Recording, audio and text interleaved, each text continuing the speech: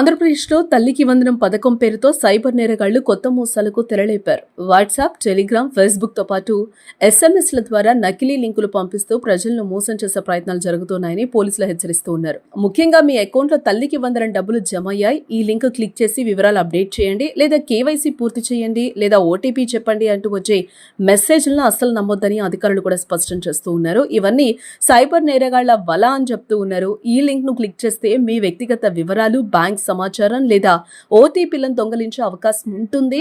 కొన్ని సందర్భాల్లో ఫోన్లో హానికరమైన యాప్లు కూడా ఇన్స్టాల్ అయ్యే ప్రమాదం ఉంది.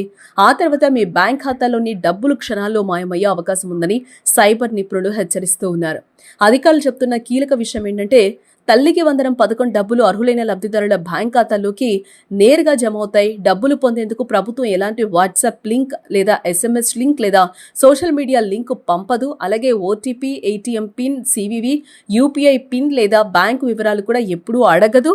ఒకవేళ మీకు డబ్బులు రాకపోయినా సోషల్ మీడియాలో వచ్చే లింకులను నమ్మకుండా మీ గ్రామ లేదా వార్డు సచివాలయం, సంబంధిత ప్రభుత్వ శాఖ లేదా అధికారిక ప్రభుత్వ వెబ్సైట్ ద్వారా మాత్రమే వివరాలు తెలుసుకోవాలని సూచిస్తూ ఉన్నారు. ఇటీవల కర్నూలు జిల్లా పోలీసులు కూడా ఇదే అంశంపై ప్రత్యేక హెచ్చరిక జారీ చేశారు. తల్లికి వందనం పేరుతో జరుగుతున్న సైబర్ మోసాల పట్ల అప్రమత్తంగా ఉండాలని, అనుమానాస్పద కాల్స్ లేదా లింకులకు స్పందించొద్దని ప్రజలకు సూచించారు. ఒకవేళ పొరపాటున లింక్ క్లిక్ చేసి డబ్బు పైన వెంటనే 1930 సైబర్ హెల్ప్ లైన్ కు కాల్ చేయాలి, లేదా జాతీయ సైబర్ క్రైమ్ పోర్టల్లో ఫిర్యాదు చేయాలి. ఎంత త్వరగా ఫిర్యాదు చేస్తే అంత త్వరగా చర్యలు తీసుకునే అవకాశం ఉంటుంది. కాబట్టి తల్లికి వందనం పేరుతో వచ్చే ఎలాంటి లింక్ నైనా క్లిక్ చేయొద్దు. ఓటీపీ, బ్యాంక్ వివరాలు ఎవరికీ చెప్పొద్దు. అధికారిక సమాచారం కోసం ప్రభుత్వం వనరులనే నమ్మండి.